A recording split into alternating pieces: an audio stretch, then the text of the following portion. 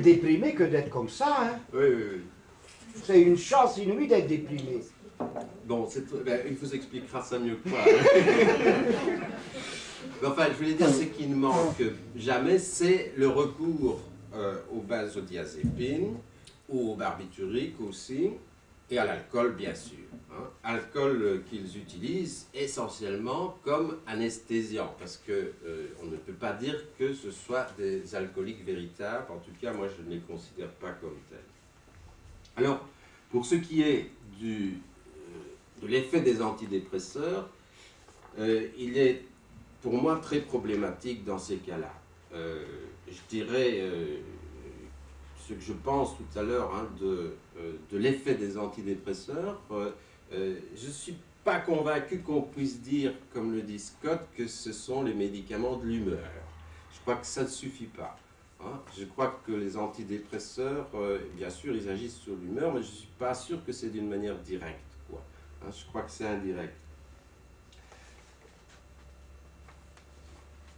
Et puis, enfin, ce qui fait partie du tableau dépressif classique, c'est bien sûr l'allure cyclique des troubles. Hein. Ce sont ces patients-là qui vont et qui viennent.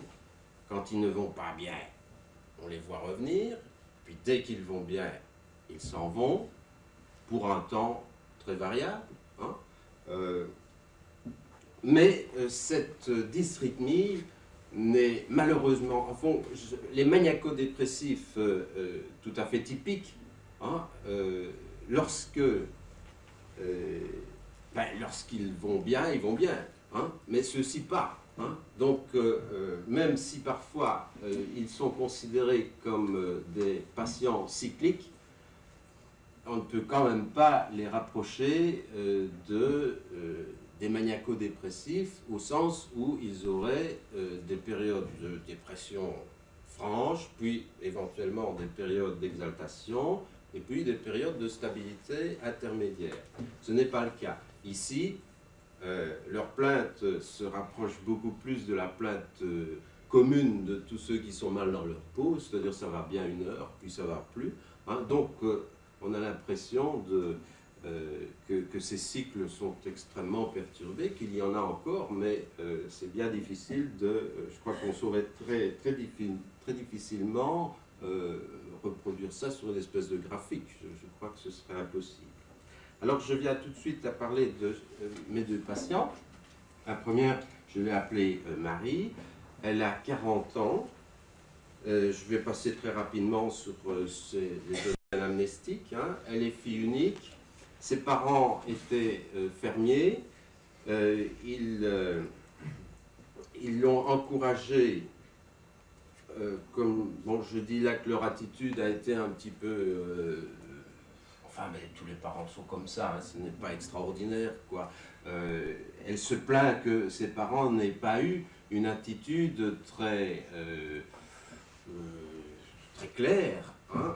Ils lui ont dit il vaudrait beaucoup mieux que tu fasses des études parce que la ferme de toute façon c'est pas pour toi, à moins que tu épouses le cultivateur d'à côté. Hein. Mais comme ils étaient brouillés avec le voisinage, il y avait peu de chance. Enfin, ce sont des histoires de campagne. Mais par ailleurs, il lui disait toujours d'abord tu dois être indépendante, hein, mais il faut que tu sois là dans nos vieux jours. Hein. C'est très important parce qu'on compte sur toi. Ça, c'est une plainte qui revient tout le temps. Ma mère, mon père un peu moins, mais m'ont toujours dit, heureusement qu'on t'a, toi, hein, parce que les gens qui n'ont pas d'enfants, comment est-ce qu'ils font, hein. Donc, les parents, mais ça, c'est ce qu'elle dit, c'est à peu près la seule chose qu'elle dit à propos de ses parents. Enfin, ça revient comme une plainte stéréotypée. Elle n'a vraiment pas beaucoup de bons souvenirs de sa jeunesse. Son père était taciturne, il ne parlait pas beaucoup. Sa mère était toujours plaintive. Et donc, elle se décide à faire des études d'infirmière. Elle va avoir beaucoup de mal à réussir, mais elle dit d'ailleurs maintenant, avant j'avais du courage, maintenant je n'en ai plus. Et c'est vrai qu'il lui fallait du courage, certainement, puisqu'elle a recommencé 3 fois sa première année d'infirmière. Hein, et elle s'est cramponnée, et elle a quand même fini par réussir ses études, ses 3 années d'études d'infirmière. Elle a fait une première dépression vers l'âge de 18 ans, mais elle ne m'en a jamais rien dit. Et ça n'a jamais été possible de préciser exactement ce qui avait pu se passer à ce moment-là. Peut-être est-ce que c'est dû à la séparation avec le milieu familial, évidemment c'est à ça qu'on pense. Mais de toute manière, on ne peut rien en dire de plus. Et elle-même ne se souvient d'ailleurs pas très bien de ce qui s'est passé à ce moment-là.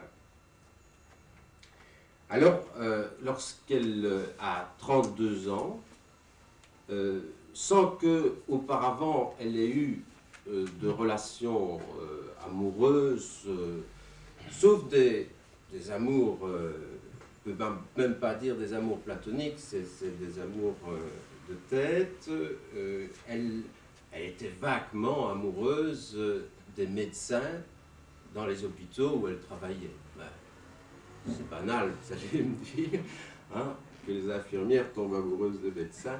Enfin, bon, toujours est-il que elle n'a jamais fait la moindre démarche pour déclarer son amour à personne. Elle a toujours été très passive à ce niveau-là, et d'ailleurs, lorsqu'elle se marie à l'âge de 32 ans, c'est un homme plus jeune qui vient vers elle et qui lui propose de vivre avec elle et de l'épouser. Elle se laisse faire, pour ainsi dire, parce que ce n'est pas qu'elle n'aime pas cet homme-là, mais elle aime surtout qu'on l'aime. Et donc, voilà, pour une fois, quelqu'un qui lui dit « je t'aime ». Alors, elle aime celui qui lui dit « je t'aime ». Hein. Elle est, disons, l'amour chez elle, c'est pas très actif. Hein. C'est, bon, il faut d'abord qu'on l'aime, et puis, éventuellement, ben, elle l'embrayera. Alors, sur le plan sexuel, c'est un fiasco complet. Et à ce niveau, ce sera d'ailleurs pour cette raison qu'elle va rompre avec son mari, parce qu'elle ne supporte absolument pas les fantaisies sexuelles du mari, qui sont des fantaisies sexuelles assez banales, si je peux en juger par ce qu'elle dit, puisque son mari lui demandait d'acheter de temps en temps un peu de lingerie. Il faut dire qu'elle ne s'apprête absolument pas, hein, et que c'est vrai que je ne sais pas si elle a toujours été comme elle est maintenant, mais comme on dit, c'est un remède contre l'amour. Hein. Oui, je veux dire, elle n'a aucune séduction naturelle, absolument pas. Et même, on a plutôt l'impression qu'elle fait tout pour que le désir chez l'autre ne puisse pas prendre d'aucune façon. Là, ça fait peut-être partie de mon contre-transfert, mais je vous avoue que... Tu la trouves sympathique. Oui, oui, oui.